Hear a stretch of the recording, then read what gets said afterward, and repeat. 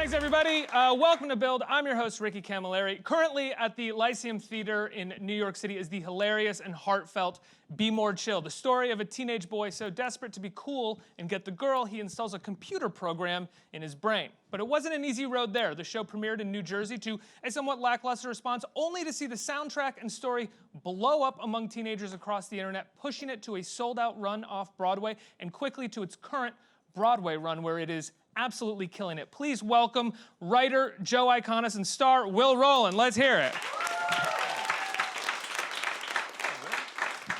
Forgive the word lackluster. I don't know if the New Jersey response was lackluster. I had read that somewhere, and then when I just read it now, I was like, that's not nice to say. It was a very rude thing for you to say right to our faces. We're sitting right here, man. Do you just want to switch? You conduct the interview. I'll go hang my head in shame backstage for a long time. It's all good. It's all good. But it has been a somewhat long road for the show. Is that true? For sure, yeah. I mean, when we opened in Jersey in 2015, and we all sort of had these hopes that we would open at Two River Theater, which is a gorgeous theater in Red Bank, New Jersey. And we thought we would open there and then kind of very quickly move to New York. That was the dream. And, for one reason or another, that just didn't happen. And so what was funny about it was that we really felt like we had something special. You could feel in the room when the show was performed that, oh, this is an exciting show. And if it ever had the opportunity to be seen by a larger number of people than the amount of people who saw it during its original run in Jersey, we thought, oh, this actually might have the chance to turn into something. But after Jersey, it felt like, oh, we're never going to get that chance. And how did that chance come about? When did you start noticing, or did people start noticing that it was taking on a life of its own? It was like the it was sort of the spring summer of 2017 was when it really all like started to happen. Basically people, individuals in different locations started to independently discover this cast album and other things that were related to it, like videos. And, we all, I was not in the New Jersey production, but I had sort of been involved with it earlier. And I had like made this video of me singing Michael in the bathroom, and I had all of a sudden it had like tens of thousands of views. And I was like, what was happening? And you guys were having a similar conversation. Yeah, it was a pretty wild thing in that I've been in the musical theater scene in New York City and elsewhere for the last like 12, 13 years, and I've been lucky enough to have a kind of culty following, and so people who like know musical theater have always kind of known my stuff, and so I'm used to people telling me, oh, I dig this song, or I'm used to getting people tweeting at me about a particular show or something that they enjoyed. And what was so wild in the spring of 2017 is that I started getting all these things about Be More Chill. And at first I was like, okay, this is, people are discovering Be More Chill for some reason, cool. And then it just became like more and more and more and more, and it rose to this sort of frenzied pitch in a way that was really unexpected for myself and for, people like Roland, who, have been working with me for years and years and years. It was this like, what is going on? And why is this happening? It's such a strange thing because we like to sort of decry the internet and what it does to musicians and the money that people can make, but if it wasn't for the internet and things being shared and passed around, this wouldn't have been discovered because it wasn't something that was sort of being written about in mainstream press, for lack of a better word. Yeah, I mean, the show, we talk about it being like the magic of the internet, the miracle of the internet. And, and I think that like part of the themes that we touch on in our show is, we sort of have this character says, technology isn't dangerous, just about how we choose to use it. And so like technology can be like a horrible disruptive thing for, like traditional revenue streams or sort of in so many ways it can be really difficult, things like harassment, but also like it is the way in which we communicate now. And we talk a lot about this being like a very old school thing that has happened. It's like the show is here because of word of mouth. And it just happens to be that word of mouth was on Tumblr and Instagram and Twitter and all those places. Now, you said that you weren't able to take part in the New Jersey production because why? Were you busy or something? What were you doing? Well, no, the truth of the matter is, so I had done the very first, was it the very first reading of Be More Chill that I had done? Yeah, first reading. Yeah, it was the very first reading. It was in a boardroom at Joe's agent's office, and I had read the role of Michael, which is now played by my colleague George Salazar, and then there was some development that happened. I wasn't a part of that. And then I came in and auditioned for the New Jersey production. And I was like, oh, yeah, like, I'd love to play Jeremy. That sounds great. And I literally like found an email the other day that I sent to my agent right after the audition that was like, that went great. I totally nailed it. Can't wait to hear from them. And this was all while I was working on a workshop of a show called Dear Evan Hansen. Never heard of it. Me neither. It didn't go anywhere, unfortunately. Another Be More Chill story, but it just hasn't happened yet. But so yeah, I did not get it. And then what ended up happening was I went to go work on Dear Evan Hansen that summer. I went to go see it twice in New Jersey, which was just like the most, like it was my favorite experience in the whole world. I loved the show, and I just like was singing it to myself all summer while I was like in DC working on another musical. And then 3 years later, on my birthday, this guy gave me a call and said, "Hey, we're doing Be More Chill off Broadway this summer. Do you want to play Jeremy?" And you two have known each other for about 12 years in total right now? Yeah, I've known Joe Iconis as long as I have known any artistic collaborator in my life. We met like 3 blocks from here in a basement cafetorium on Thompson Street, where Joe, very Just shady. going. Oh, it's disgusting, I assure you. No, we have a mutual friend named John Simpkins, who's a great director and was my professor at NYU, and he brought in Joe to talk to the musical theater students about like just sort of the state of new musical theater and what he as a writer looks for in performers. And I was like sitting in the front row. I looked like some sort of like strange 18-year-old dandy in like a corduroy suit. And I was just like totally taken. Why with were this you in a man. corduroy suit? Were you like a big Wes Because it was Anderson Wednesday. fan? Okay. Because it was Wednesday. I was still finding my aesthetic at that I moment love in it. my I life. think it's so daring. Before I owned any acid wash jean jackets. I miss it. I miss the corduroy years. I wear it. I still wear that suit sometimes, but to very specific occasions. But so I remember like being just totally floored with this man and his music. And I like called my mom and I was like, oh, I met this guy today. He's so cool. And I emailed you like that night and asking for sheet music and asking when your next concert was. And then we had like a few years where we like orbited one another. Mm-hmm. And then I finally got to like work with you on your Christmas show where I filled in for someone who had dropped out a few days before the performance, and I got to play that old Folgers ad where the son comes home and he cracks open the Folgers and everyone in the house is like, and then they all like wake up. I got to play that boy. He was great. Joe, how did Yeah. Be More Chill come into your orbit to begin with? Yeah, I was introduced to the original novel by my agent at the time. Scott Chaloff is his name, and he had read the book, and he just thought that it reminded him of me, And he said, so he gave me the book, and he's like, I read this book. I don't know if you'd ever want to do anything with this. It just reminded me of you. Just check it out and see what you think. And so I read it, and I of course was like, oh, this should be a musical. Like immediately, it spoke to me as something that should be musicalized. In what way? What is it? When something speaks to you that way, what are you seeing? What are you hearing? Mm-hmm. For me, it was the number one, the characters. I really responded to Ned Vizzini's depiction of these young people because I felt like the characters, they were familiar in a way that characters in sort of like, classic teen comedies are familiar, and I'm talking about like John Hughes movies and Heathers and things like that. So you sort of had these kind of like great archetypal teens, but they were also really complex and they were really strange and authentic, and it felt like it was such a cool marriage of sort of classic teen comedy and really like honest new writing. And so I loved that, and I loved the idea of telling a story that was about pretty heavy issues like anxiety and depression and mental illness and addiction through the lens of a teen sci-fi comedy. The science fiction stuff. I got to that part in the book, I was like, oh, I know exactly how to do this. I know exactly what this musical should be. And my sort of guiding principle, even from my first read, was like, oh, this should be like John Hughes meets John Carpenter. Those are my sort of two. It's John Carpenter. Yeah. Director of Halloween. No, I know who John Carpenter is. I'm Thing. just sort of now like replaying the show in my head, being like, where is Carpenter? Yeah. Because I got a lot of Hughes and a lot of weird science in it, of course. For sure.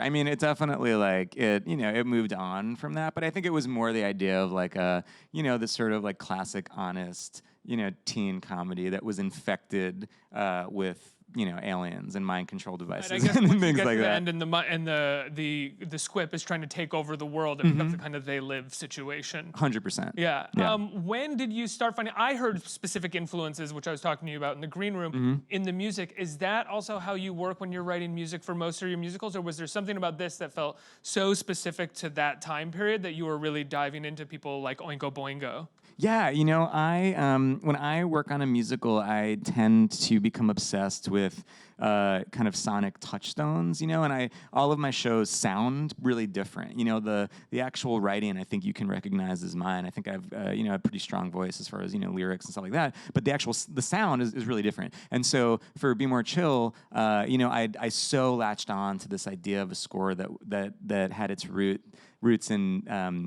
both 80s horror and sci-fi movies and 1950s horror and sci-fi movies, which is where the sort of theremin came in. Theremin is so great. I When you agree. sit down and someone's playing the theremin in the back, I don't think I've ever seen the theremin be used in a musical before. No. Such a cool idea. We believe it's its Broadway debut, right? Yeah. It's like after 150 years, finally, theremin is getting to make its Does Broadway everybody know debut. what a theremin You know is? what theremin is? It's like it's an instrument that is controlled by electric waves, and it's like a piece of wood, and then it's like a metal rod, and when the person plays it, they just put their hand in the middle, and they go up and down, and it makes the sound. Let's do it. Probably most famously used in Good Vibrations, right? Like, Yeah. It's good vibrations, yeah. Or like in a 50s monster movie, it's like the sound that accompanies like a UFO landing or something. And so I thought it would be so cool to use this sound in the orchestration because it sounds sort of like these classic monster movies, but it also sounds it sounds like science, right? It sounds like technology to me. And the other thing that really excited me was like all of these 80s influences, especially when I first started working on the show in like 2013, 14, the pop music was definitely fully going towards a kind of 80s nostalgia thing. And so I felt like, if I do something that feels like it's tipping its hat to the 80s, it also will feel contemporary, because those are the sounds that people are drawing on. And this was like a full, when we premiered in 2015, that was a full year before Stranger Things came out. And so then when Stranger Things came out, I was so like, oh God, that's exactly what I was trying to do. What I loved about the show is for some reason I was like too young in the 80s, but my nostalgia is for pop music in the 80s. Yeah. And my nostalgia is not very much for pop music in the 90s. And I found a lot of the new musicals coming out are nostalgic for 90s pop music. And I'm like, no. So I was so happy to come to this and see that. That was also part of the reason, because I knew that you didn't want to hear anything One that day, was like one Britney day the host Spears of or AOL's TLC. Bill sick will be of in it. the audience. And this is his taste specifically. He's gonna love it. Will, I loved you in Dear Evan Hansen. Oh, thanks. I told you that in the green room that Ben Platt is phenomenal in the show. It's his show, but you kind of steal the show in your moments because you're doing something completely different, and you really redirect the audience's attention to be like, who's this guy? This is amazing. What was it like for you to finally get a Broadway show that is all yours, that you're in from beginning to end? Does it feel like a huge responsibility, a weight, or is it just fun? It's like, it's definitely fun. It's definitely a responsibility, but first and foremost, it's just like way harder. I'm just like, in Dear Evan Hansen, I was like, I would have these moments where I would be like on stage for like 3-5 minutes at a time, and I'd come off stage and be like, oh, it's really hot in the theater today. This is terrible. And then I'd change into another short sleeve shirt and go complain some more. And now I spend like 90 minutes on stage in a cardigan. And so there's the first and foremost, it's a physical thing that sort of takes a toll on my body and voice in a way that I've never experienced before. But is also like an incredible challenge, and one that I think I'm doing okay. I'm like, I'm not falling apart great. yet. You're These doing needs still work. fantastic. But How do you maintain? How do you keep your body in shape for it? Or do you just like basically do the show, go home, go to sleep, wake up and do the show? I have no fun outside of work. I have a lot of fun at work, but no fun outside. And I spend a lot of my time and energy thinking about what I'm going to do at work. So it's a lot of like corny stuff like hydration and nutrition and rest and stuff like that. I wish there were a sexier answer to this question, but Hydration. It's like, get your 8 hours, kids. That's my that's my answer. But also, I mean, you were talking about like our relationship and how long we've known each other, and there I feel like an enormous responsibility in that regard because there are so many people people in the theater who I love and have collaborated with for a long time. And so I feel like an immense responsibility and also gratitude toward them, because a lot of my play is like getting sort of pinballed around by these people who I love and trust and want to sort of give them the same energy. But also there's like this enormous fan base that I feel a great sort of responsibility to deliver the show that they have A, fallen in love with, and B, sort of shepherded and given us sort of wind in our sails to go all the way. And it's Joe Iconis' Broadway debut, and that's like the greatest thing that's ever happened. Is there a part of you? I mean, you were a theater kid in high school, right? Oh yeah, you studied musical theater in college, and the whole show, while yes, it's about a few theater kids, it's also about the outsiders and the kids that feel like outsiders.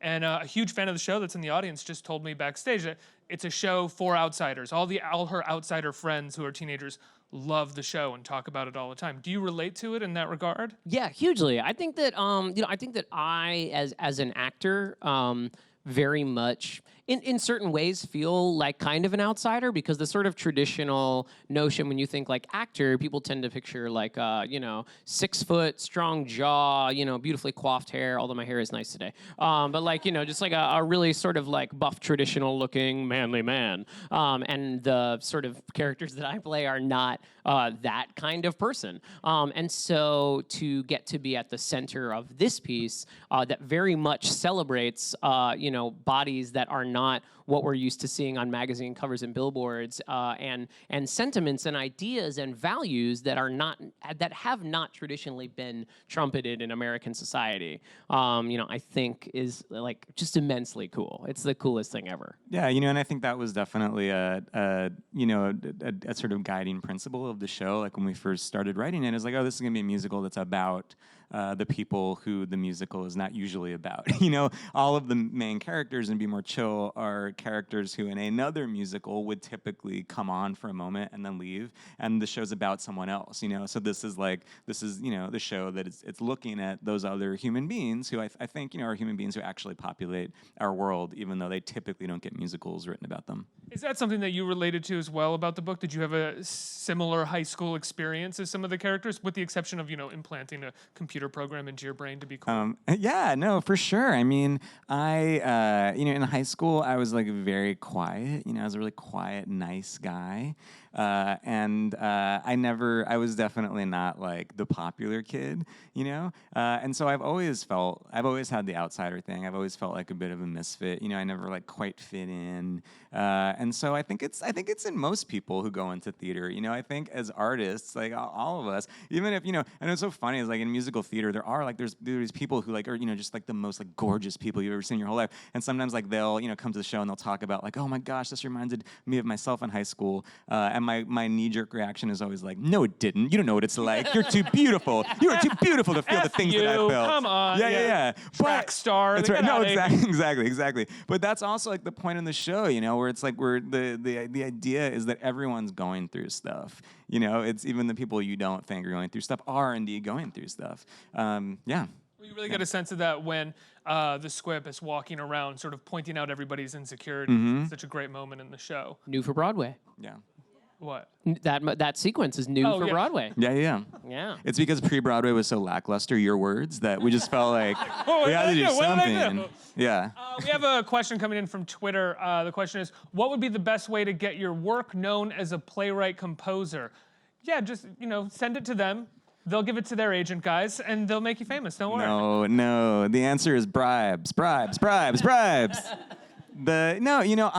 I don't. I came to theater in the sort of least plugged in way. My family, I have the most amazing, supportive, wonderful family. No one is in the arts. No one is in entertainment. And so I had no idea how a person breaks into the world of musical theater, especially a person who wanted to be a writer. And so I kind of like winged it when I got to New York. But you knew you wanted to be a writer for musical theater when you got to New York. Straight up, yeah. From the time I was in middle school, I said I wanted to be a Broadway composer. That was what I always wanted to be. And so, for me, I just perform my work a lot. I figured out how you put on a show. I made my own opportunities. And so I started doing these cabaret shows and these rock shows just because I felt like, okay, I don't know how I get a producer or someone who is like a keeper of the keys to do my work. So I'm just going to figure out how to do my work myself. And that also is how I sort of found this, family of collaborators. And it's all these people I work with to this day. It's such an incredibly specific thing to be in middle school and be like, I want to be a Broadway composer. How were you, if you didn't have a family that was in the arts, how were you exposed to musicals and to the idea that there's a composer there creating the song? Yeah. I saw the original production of Little Shop of Horrors on September 27th, 1987 at the Orpheum Theater.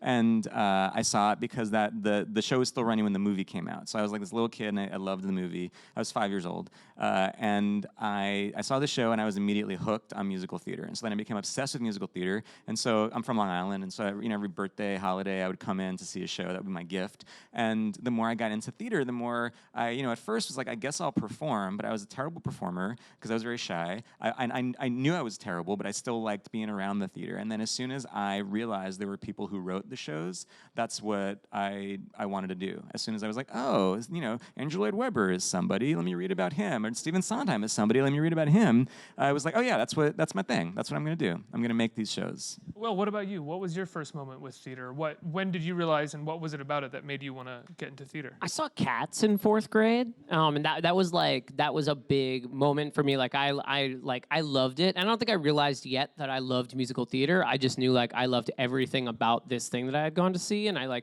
bought the Vocal Selections album, which is not the cast album and not the vocal selections. It's an album of vocal selections. And I learned everything on that album, like backwards and forwards. And I think that I always have had sort of an outgoing performative streak to me. That's just sort of the way I move through the world. And I came to theater in middle school. I found this incredible community of folks at my middle school who just first and foremost, it was a place where I felt like I could be and belong and find friendship and acceptance. And then as time went on, I went, I could do this as a job and career. And I think it really wasn't until I was applying to colleges, or really maybe till I was in college, that I was sort of like, oh, this is what I want to do. I want to be a musical theater actor.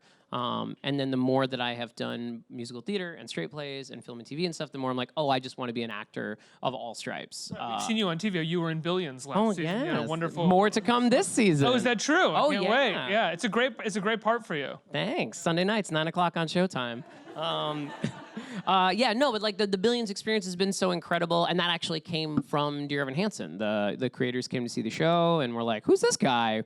We should put him on our show," which is a thing you can do when you make TV. You just go to theater and be like, "Let's put him on our Literally thing." what Billions is. That's entirely what Billions is. Mostly just theater actors that they're like, "Yes, you." They go to the theater and they like the actor and they're like, "Oh, let's ask them if they're available to make some TV."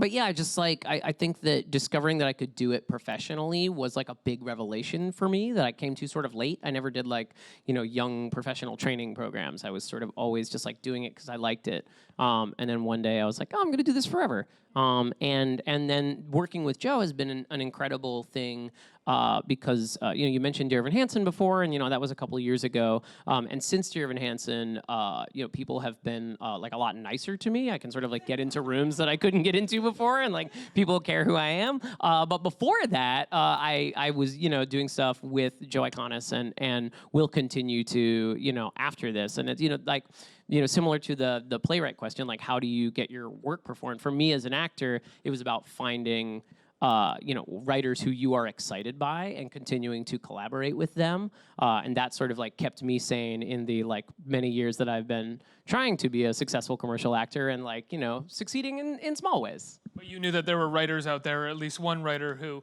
you gravitated towards and maybe gravitated towards you as well. One writer. Just one. Sorry. Just one. You see The Ring? No other projects. Yeah. Yeah. That's it. We have some questions in our audience. Who has a question? Right here. Hi. Hi. Hi. I want to say, first of all, also, Unbreakable Kimmy Schmidt also just takes actors from the theaters. Thanks, yeah. I wanted to ask, what's been the most unexpected and surprising thing about this show in particular transferring to Broadway? something that has really sort of rocked my world about the that was like I've never sounded more like an old man in my whole life. Something that has really rocked my world is so when the show transferred to Broadway, the Broadway theater is a lot bigger than our off-Broadway theater, and so just there's more human beings who are passing through our doors, and a lot of those human beings are coming to our show because they're just going to see a Broadway show, and so there's been so many people who didn't have any preconceived notions about what Be More Chill was going in, and because I'm at the show a lot, I've gotten to meet a lot of people, and it's been amazing having people say to me, the number one thing that people say to me is that they're so excited that there's a show that deals with heavy issues that they themselves have dealt with, like anxiety and depression, all that kind of stuff, but feels like a celebration, but ends in a dance party, and it's been wild that so many different types of people have come up to me, and that's like the first thing that they say. It's been pretty mind-blowing because I always kind of felt like, oh, if I'm meeting people who don't really know what Be More Chill is, they're gonna come up to me and they're gonna be like, oh, the lights were cool, or oh, I really hated this song. But the fact that they like glom on to that, this idea, it's like, oh, it's like a celebration about stuff that we're going through, has just been a really wild thing. How did the show change from the off-Broadway show to the Broadway one? Just making it bigger? No, making it smaller. Our Broadway stage is 18 inches less deep than our off-Broadway stage. So we had to actually sort of condense certain things. No, but I think that a lot of what we were all focusing on, both on the creative side and on the performer side, I guess it's all the creative side, is like making sure that we gave enough moment and gave enough due to this sort of the heavier stuff in the story. Sync Up, the song where the Squip is walking through the halls and introducing Jeremy to all of the kids' individual issues, is new and one of the devices by which we try to sort of make sure that though we're all having like a great time, we're laughing, it's a comedy, make sure that we're giving enough credence to what our characters are actually dealing with. Well, you said that's new. Is that what you meant by new to Broadway? That wasn't on the off-Broadway Correct. show? Oh, okay. Fantastic. Now I got it. Now we're good. Yeah. Now we're good. Wrote that and you guys wrote that over the fall. Yeah. Yeah. Sure did. And what else? What made you want to write that song? Did you feel like something was missing? For sure, yeah. With every step of the way with Be More Chill, it's just, it's a development process and it keeps going. And I'm lucky enough to be working with collaborators, Joe Trace, the book writer, and Stephen Brackett, our director, Chase Brock, our choreographer, Emily Marshall, our musical director, who want to keep working on the show. And so after Off-Broadway, we looked at what we wanted to do and it felt like, oh yeah, we're missing hearing from some of these other characters. We spend so much time saying that this is a show for the people who don't normally get shows written about them, and then we're like, but we have characters in our show you're not hearing as much from as we would like. And so it really became about getting inside all of the characters, the ones who people would refer to as secondary characters, and I hate that, which is why I did air quotes. But we wanted to make sure everyone felt seen, everyone's the internal struggles were kind of on the stage as much as possible. It's so exacting considering it was a sold out run off Broadway to not after that, it's fine. Put it up. Let's go. We sold out. We're great. I've yet to meet the good writer who feels that way. I think the only reason that you guys stopped working on the show is because you were told that you had to. Oh yeah. If we didn't open the show, I would still be working on it right now. I would just be madly writing somewhere. Once it opens, can you still go and watch it, or can you not watch it anymore because you can't change it? You mean can I will they let me in the theater like that, or can I like emotionally? Oh yeah. Oh, I love it. Yeah, I love it. It's great. I mean, and for me, I have a huge crush on actors in general, and in fact, I'm married to one who's in Be More Chill. But not me. It's not Will. But I love watching actors interpret material and my material specifically, and I love how it changes. It can't help but change because it's a live performance, and so there's nothing I love more than going to see the show and seeing how things have grown, how people have eased into a role or gotten on top of a role. So it's super fun for me, and I have such close relationships with so many of the human beings who are performing Be More Chill both on stage and off stage. That I just feel like, all my friends are there, so where else am I going to be? Now just become your social gathering. Exactly, yeah. Next question from the audience. Right here. Hi. Hi. If you could revive any Broadway show, which one would it be and why? Just one? Yes. Just one. I'm gonna use this on my. Is it a show that I would want to be in, or a show that I want to sit and see? One that you want to be in. Okay. I want to do a 1776 revival. I say this all the time. I want to play John Adams. I'm trying to put it out into the universe so that it happens. Well, I have a limited performative capability. I can only do 2 musicals, one of which is Pump Poisons on Nets, and the other one I don't know what it is. But I would have liked to have musical directed the original production of the Rocky Horror Show. I could have done that. Yeah. Next question. Hi. Hey. Thank you so much for coming. I'm looking forward to seeing your show tonight. Oh, yay. Yeah. My question is for Joe. As a musical theater composer today, do you face any difficulty writing material for women? I mean, I can only speak for myself, and I think that my answer is no. I feel like I've tried in my career to write, female characters who are actual human beings as opposed to being like another species. And so, for me, it's whenever I'm jumping into someone's brain to write for them, I feel like I'm stealing from myself. And I just assume that human beings all essentially go through the same stuff, and it's like the context is different and the specifics are different, but like the base things that we feel, I think everyone kind of feels it, no matter, whatever, sex or race or whatever. And so I always sort of have that cornerstone of humanity, I think, in my writing. And for me, the big thing for me is that I've had to sit through. I love musicals, right? And so I've sat through so many musicals in my life, and I started to notice, especially with newer shows, that the women in those shows were always saddled with the most drag ass songs. I feel like I just constantly see musicals, and it's like, okay, great. Here's the female lead, and she's probably gonna sing a song that's pretty slow, and it's probably gonna be about a guy. And so I've tried as best I can to subvert that wherever I can, and I think I'm fairly successful with that in Be More Chill, probably more successful in other shows that I've written. The second song of the whole show is like a song about a girl who loves theater and plays and has nothing to do with boys whatsoever, and it's a showstopper. Everybody goes crazy for that song. It's one of my favorite love songs I've ever heard, and it ain't about no man. Yeah. I think it's also, this feels like a good moment to plug your other show that's happening this summer, which is Broadway Bounty Hunter, which is, Be More Chill is a show about a sad boy, and Broadway Bounty Hunter is about a struggling woman of a certain age, about an actress who's sort of late career and sort of, struggling to stay relevant, and it's a wild romp in the style of the exploitation films of the 70s. Yeah. For real? Yeah, for real, man. And it's a musical? It's a musical, yeah.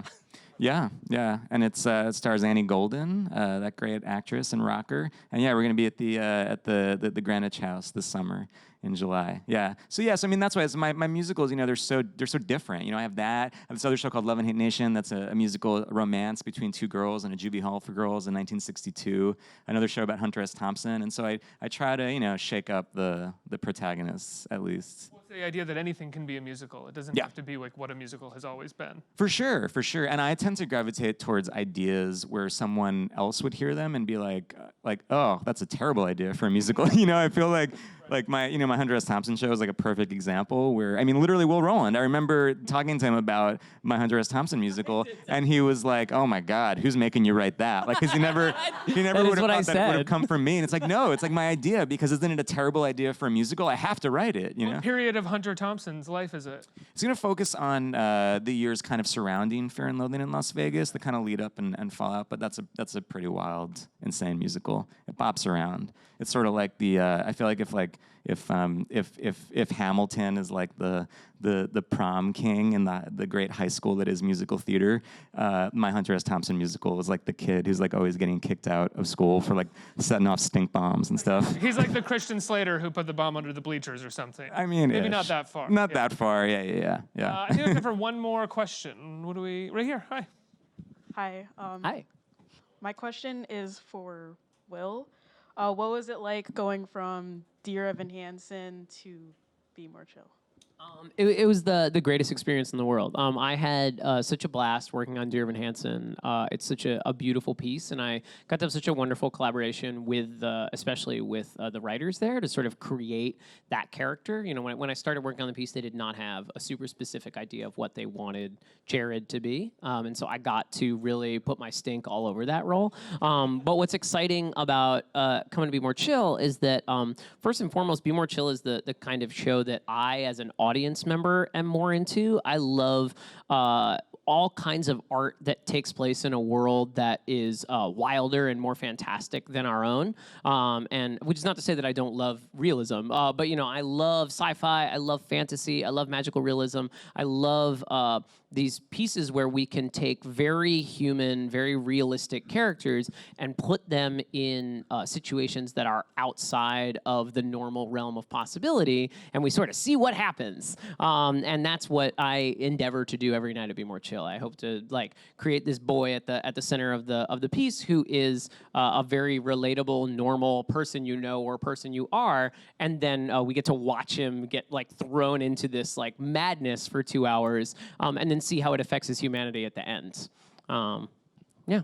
And also, just if I can say, because I never get to talk about this, especially not sitting so close to you, I think what Will is doing in the show is so remarkable, and it's like the kind of performance that it's not as maybe sexy as another type of performance. You know, just in that, I think people kind of like, it's easy to look at and not realize like the amount of intelligence and passion and talent that goes into a performance like that, to do all of this insane stuff and still make Jeremy so believable and so relatable. You know, it really feels like it's like classic Michael J. Fox territory to me. Thanks, man. Yeah, no. And The whole point of that performance or that character is to anchor the show, and so in a way it has to feel, no matter what you're doing, slightly effortless. Yeah. And it does, and that is a testament to how great of a performer you are. Because Thanks, Theo, because there's so much effort. Yeah, there's no way that it's effortless at all. You guys are going to perform a song from the show for everybody, right? Yeah. What song are you going to...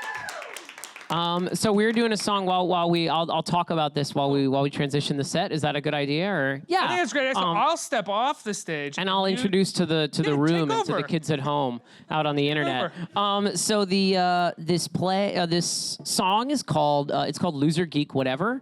And for those of you that have not seen our show, so Jeremy, he at one point in the beginning of the play is oh wow, look at how I did that.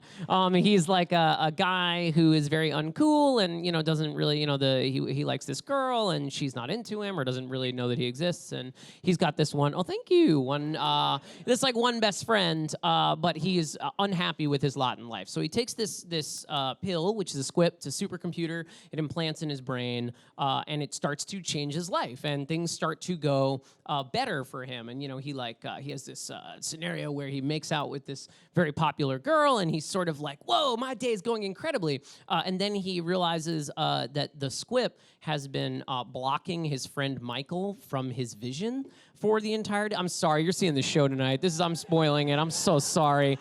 And so basically, the squip says, like, listen, if you want to complete this journey, you have to get rid of this guy. And we find Jeremy in this moment where he has to make this decision as to what to do. And this is our sort of like, you know, in the show, it's like this wild, like bells and whistles, rock guitars moment. And this is our sort of like stripped down MTV Unplugged version of Loser Geek Whatever.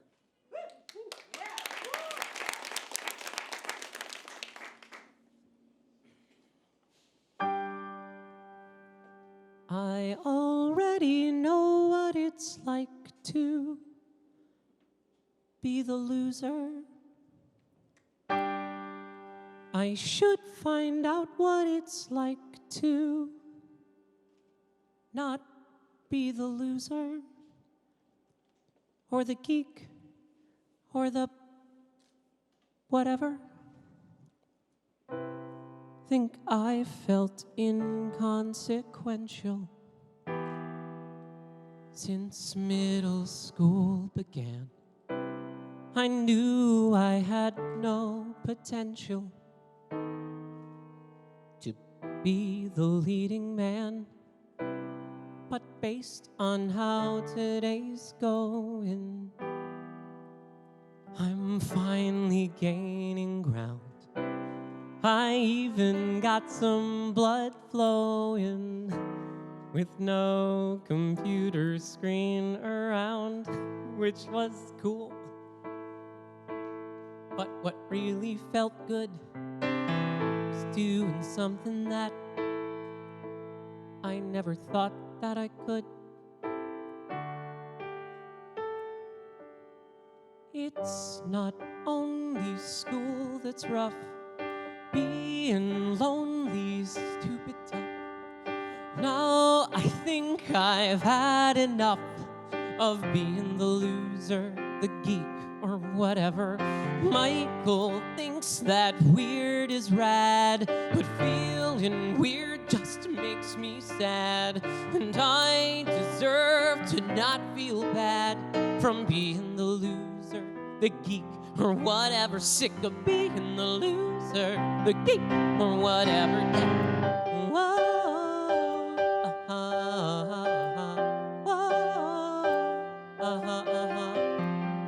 Dad taught me, follow your instincts, trust your inner voice, listen to your heart and such. My whole life I've followed my instincts. Well, guess what? My instincts suck so much. So now I'm taking direction from another voice. If my instincts have an objection, then that means I'm making the right choice. Behaving this way feels bizarre, but if things keep up the way they are, then soon enough I'll get real far from being the loser, the geek, or whatever. If Brooke can look me in the eye like I'm some normal, handsome guy, I owe it to myself to try not being the loser, the geek, or whatever. Sick of being the loser, the geek, or whatever. Yeah. Whoa. Whoa. Prompt me, command me, and I'll obey. I have the bandwidth to do as you say, especially now since I clearly see the problem has always been me.